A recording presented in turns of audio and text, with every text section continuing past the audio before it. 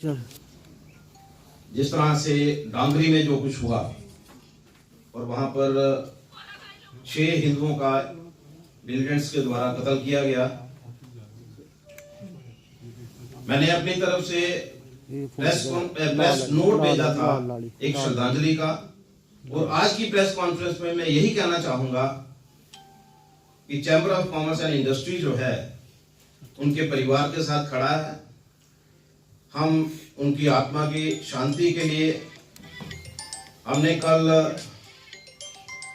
Chamber में भी programme किया था और मैंने अपनी तरफ से बाजार एसोसिएशन से भी रिक्वेस्ट की थी और मेरी बात को मानते हुए सभी बाजार एसोसिएशन ने कैंडल जगा करके गायत्री मंत्र का पाठ करके उनकी आत्मा की शांति की प्रार्थना की।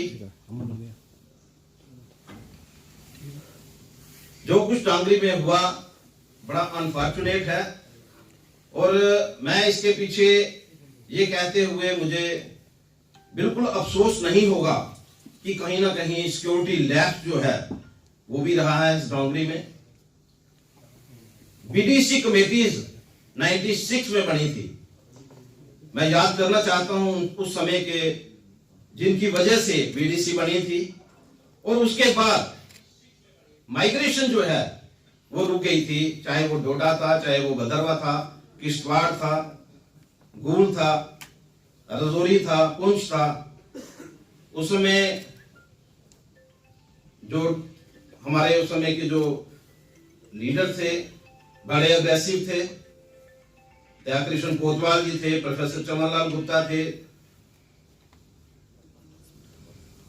कुलदीप जी जो रजौरी से थे, लाला शिवचरण जो है, उन लोगों की वजह से बीडीसी और उस समय आईजी जो थे एसपी वैद, उनकी अगुवाई में बीडीसी कमेटियां बनी थी, जिसकी वजह से लोगों ने माइग्रेशन जो है उसको एक्सेप्ट नहीं किया था।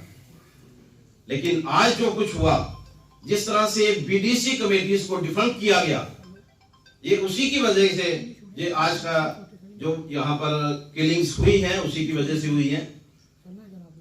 पुलिस का हर व्यक्ति जो है हर घर में नहीं बैठ सकता, लेकिन विलेज डिफेंस कमेटियां जो हैं वो मिलिटेंट्स का मुकाबला करती हैं।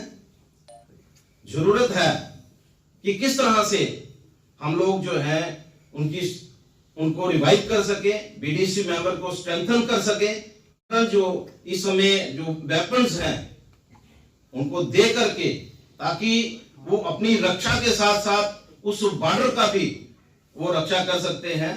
तो मुझे लगता है कि गवर्नमेंट से जो चूक हुई है, और सबसे पहले तो मैं ये कहना जरूर चाहूंगा कि पहले दिन किलिंग हुई और वो जो एरिया है वो सिक्योरिटी फोर्सेस ने अपने अंडर ले लिया, लेकिन सेकंड डे फिर से जिस तरह से आईडी से ब्लास्ट हुआ और 2 बच्चियां जो है, एक बच्चा और एक बच्ची जो है उसके शिकार हुए, बड़ा अनफॉर्चुनेट था। मैं ये जरूर कहना चाहूंगा अभी की पुलिस जो है बड़ी अलर्ट है। अभी पिछले दिनों में जिस तरह से पुलिस ने अलर्ट रहते हुए 4 मिलिटेंट्स जो हैं उनको मार दिया, लेकिन आज भी वो ट्रक का ड्राइवर जो है वो पकड़ा नहीं गया। लेकिन ये सोचने की बात है कि आखिर वो मिलिटेंट्स जो है वो नरवाल तक पहुंचे कैसे।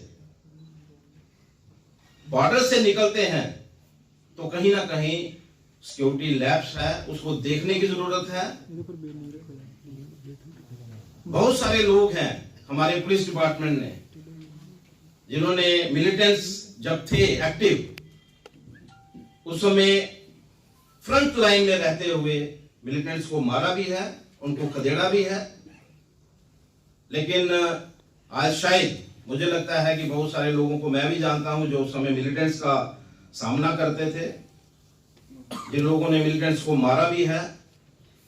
आज उनकी ड्यूटीज जो है वो ऐसी जगह पर लग गई है और ऐसे लोग जो हैं, मैं समझता हूं कि अगर सिक्योरिटी लैप्स है तो रिस्पॉन्सिबिलिटी जो है वो फिक्स करना जो है वो गवर्नमेंट का काम रहना चाहिए। मैं एलजी साहब से रिक्वेस्ट करूंगा कि इस तरह की जो सिक्योरिटी लैप्स है उसको हल्के में नहीं लेना चाहिए, बल्कि उनकी रिस्पॉन्सिबिलिटी भी फिक्स करनी चाहिए। और उन लोगों को, और खास तौर पे जो रिटायर्ड आर्मी पर्सनल्स हैं, उनकी सर्विसेज लेते हुए आज मिलिटेंट्स जो हैं वो कश्मीर वैली को छोड़ करके जम्मू डिवीजन में आना शुरू हो गए हैं। इसकी चिंता जो है वो गवर्नमेंट को करनी चाहिए। जम्मू जो है बड़ा पीसफुल एरिया है। मैं अपने आप को दोषी मानता हूं।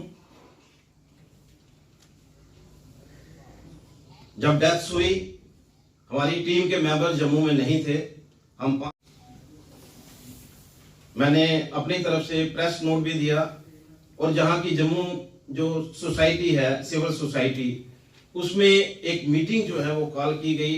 हमारे गौरव जी उसमें मीटिंग में गए, और मेरी तरफ से बिल्कुल क्लियर इनको एक कॉल थी कि अगर वहां पर शो करना है कि हम बंद के हक में हैं और बंद होना चाहिए, लेकिन अनफॉर्चुनेट था वहां पर कोई डिसीजन नहीं लिया गया।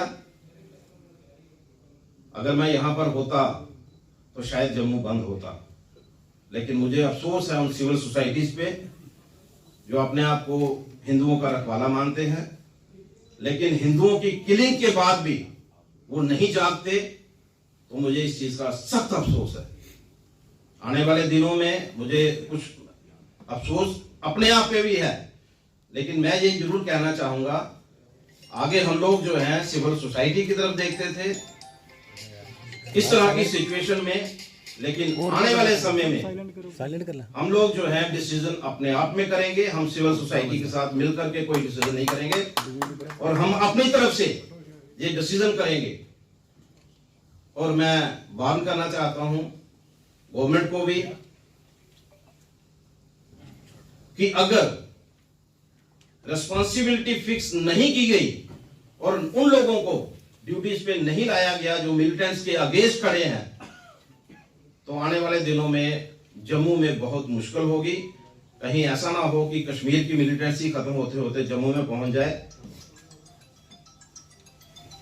मैं एक बार फिर आप सबका धन्यवाद भी करना चाहूंगा कि अपने बड़े मिनिमम पीरियड में आकर के यहाँ पर, और मैं आपको ये बताना चाहता हूं कि हमारी बाजार एसोसिएशन जो है, सभी बाजार एसोसिएशंस ने, जैसे ही मैंने कल आकर के सभी को बोला कि अपने अपने एरिया में कैंडल मार्च कीजिए, वहां पर उनको श्रद्धांजलि दीजिए।